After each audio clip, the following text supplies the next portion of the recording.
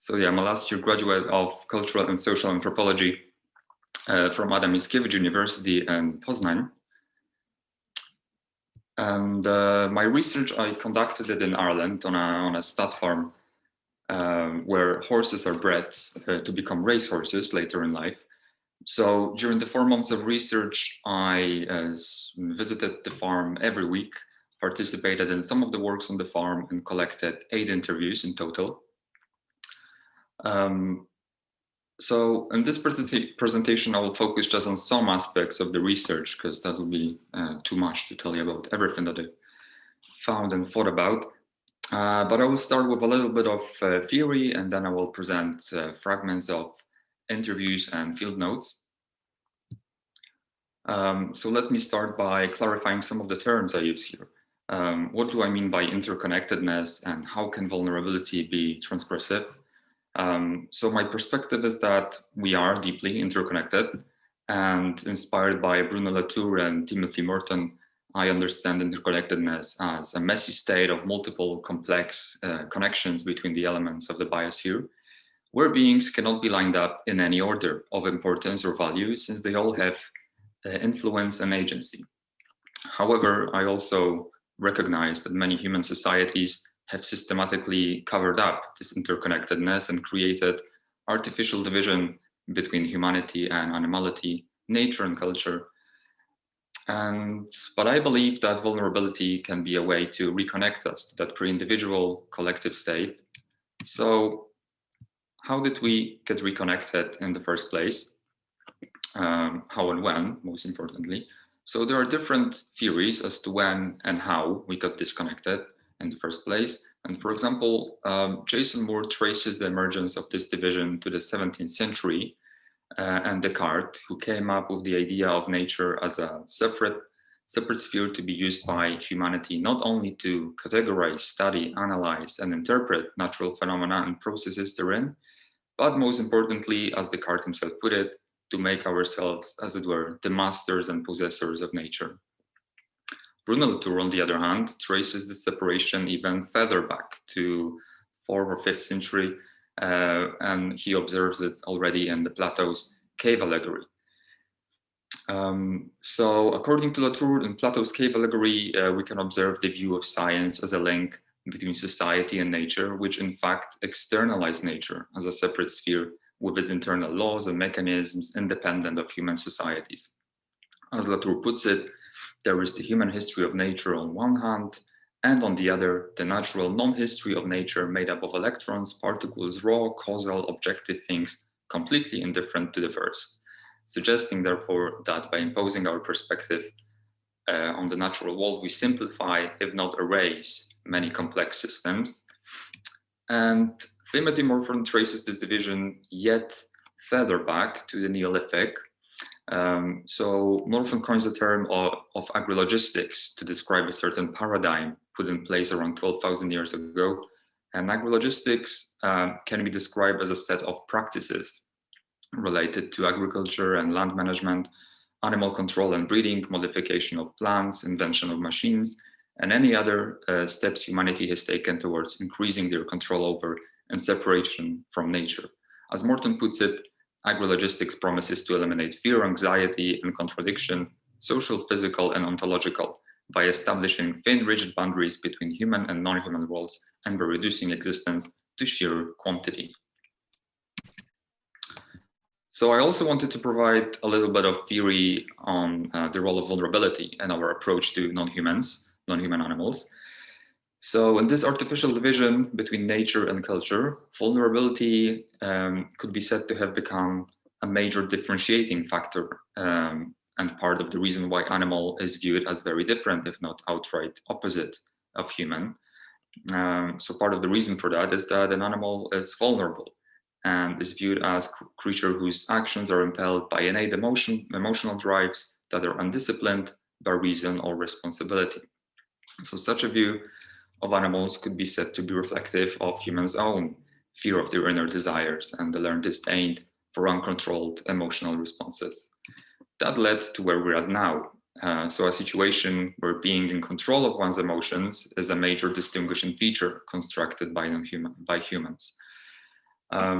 So, as Marta Nussbaum puts it, humans are the only emotional beings who wish not to be emotional, who wish to withhold these acknowledgements of neediness and to design for themselves a life in which these acknowledgements have no place. This means that they frequently learn to reject their own vulnerability and to suppress awareness of the attachments that entail it.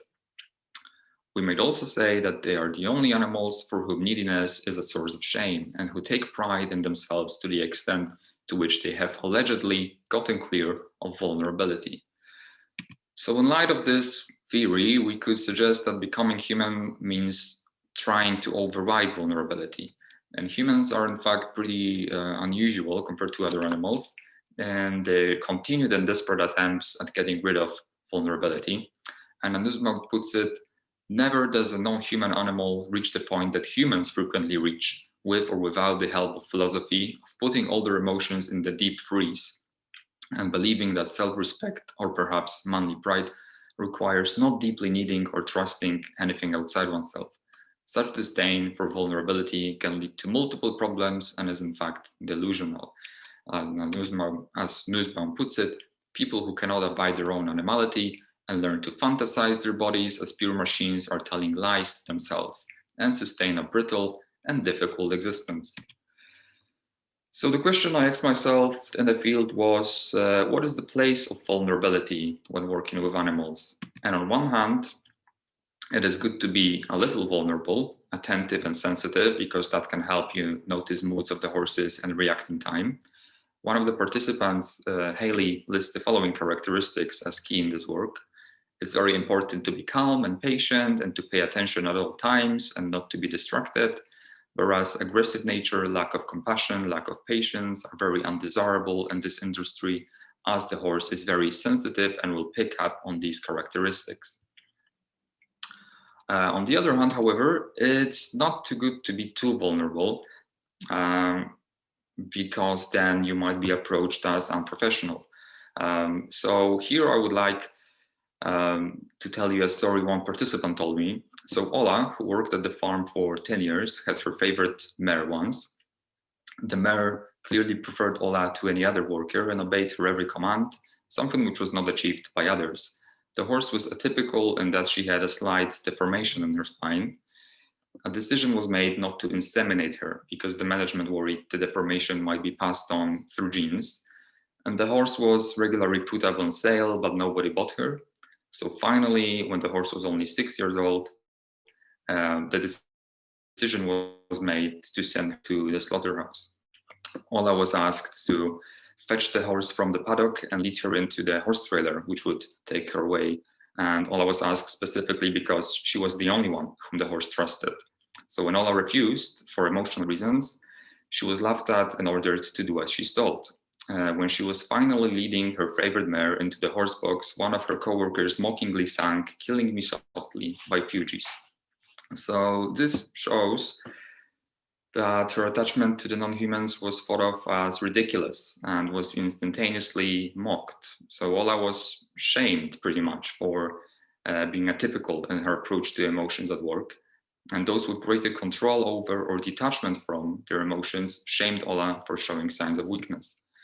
So even though Ola is not alone in her feelings towards horses, most participants seem to accept this power dynamic is not to be changed. And when I asked Norman, the yard manager, about the worst part of working at the stud farm, he said, "There's an old saying, where you have livestock, you have dead stock. Nobody likes to see animals hurt or die. This is just part of daily routine." So we can see that even though seeing animals suffer stirs negative emotions in humans, most workers do not question the situation and assume that this must be like this. So we can suggest that vulnerability is suppressed in order to facilitate easier exploitation of non-human animals. Nevertheless, it is hard to remain detached when working so closely with these sensitive beings, and many workers remain attentive and in touch with their own vulnerability, which can lead to the recognition of interconnectedness. Oftentimes, this happens through mutual learning.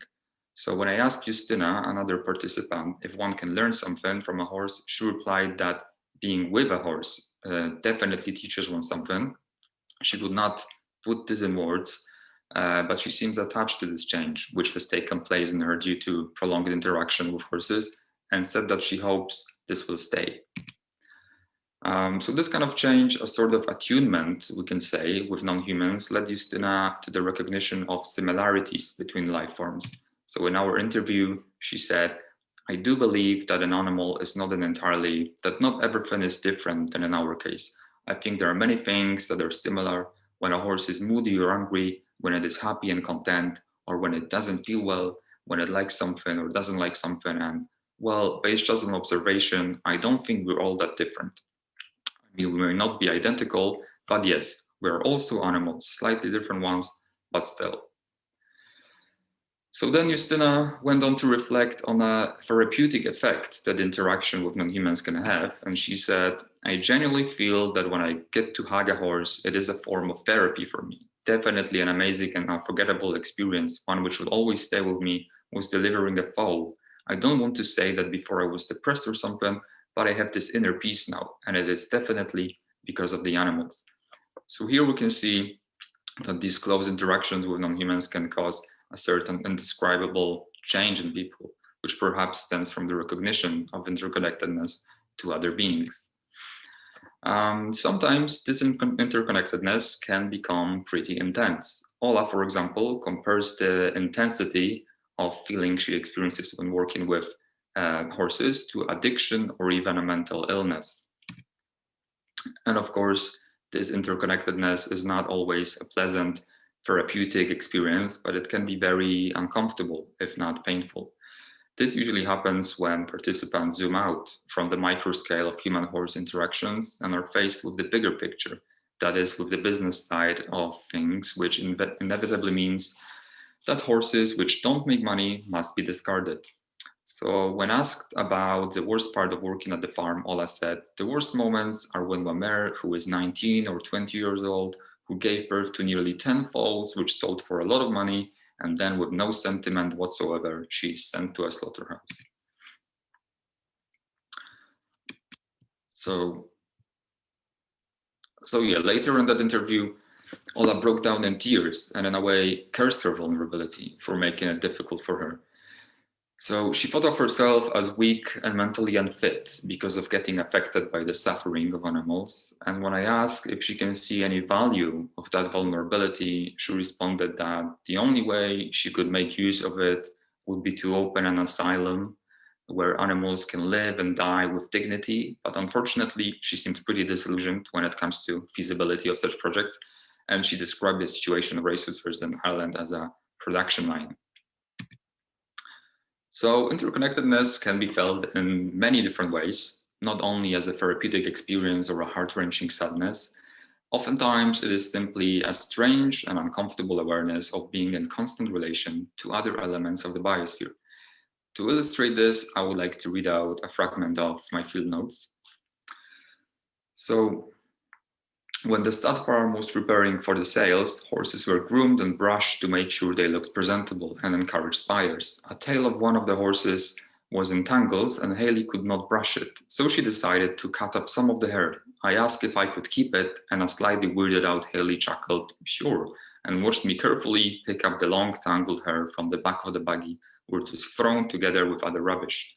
As I was heading back from the field that day, I held the hair in my hands, examining how tough its structure was and how each individual hair was of slightly different color. I put the weird souvenir in my backpack and headed for the university library.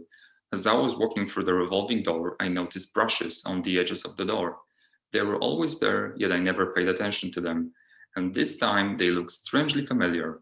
I Googled the manufacturer of this particular door, and after browsing through manuals and lists of replacement parts, I found that the brush is made of horsehair.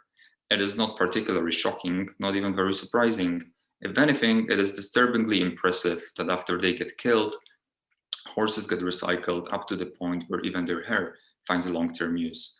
What struck me was the random reoccurrence of a familiar object within a different space. I had just been hanging out with a lot of beautiful breathing horses, which every day made their carriers feel emotions while making their owners rich. Here I was faced with multiple pairs of horses, which were now emitting a soft brushing sound and making sure no leaves entered the library. But these were not horses, these were brushes. And I would be mad to call them horses. For in the paradigm of clear distinctions, the links between objects, life forms, humans and non-humans are removed. And you are to believe that things float on their own, even when you can clearly see that they do not. Interconnectedness is uncomfortable like that, and no one is quite sure what to do with it. So no wonder it has been kept hidden. So I guess this type of interconnectedness we can experience daily if we're vigilant enough. And I do not really have a recipe for what to do with it. But I think that gaining this awareness and recognizing these multiple and complex instances of interconnectedness can help us reconfigure our relationship with non-humans and other elements of the biosphere. So to sum up, why do we need vulnerability? First of all, only recognition of one's vulnerability can lead to true empathy and compassion, and thus help us arrive at just society. We could see that compassion and empathy when Justina talked about indescribable change which had taken place in her thanks to horses. Secondly, the discomfort resulting from the awareness of interconnectedness carries the potential for change and development of a solidary coexistence with non-humans. So perhaps Ola's conclusion that the only way for vulnerability could be of use would be to open a sanctuary doesn't have to be a crazy idea, but perhaps an actual action plan. And thirdly, vulnerability can turn us into sensors of the biosphere. So Bruno Latour proposes that humans can use their self-awareness to respond to changes and develop adaptation strategies sustainable for all beings. So I believe that vulnerability can transgress the artificial constructed human-non-human division and help us recognize our interconnectedness within the biosphere. And only by acknowledging this genuine and uncomfortable interconnectedness, we can take responsibility for our impact on other life forms and develop a more solidary coexistence. So thank you for listening. Here are some references.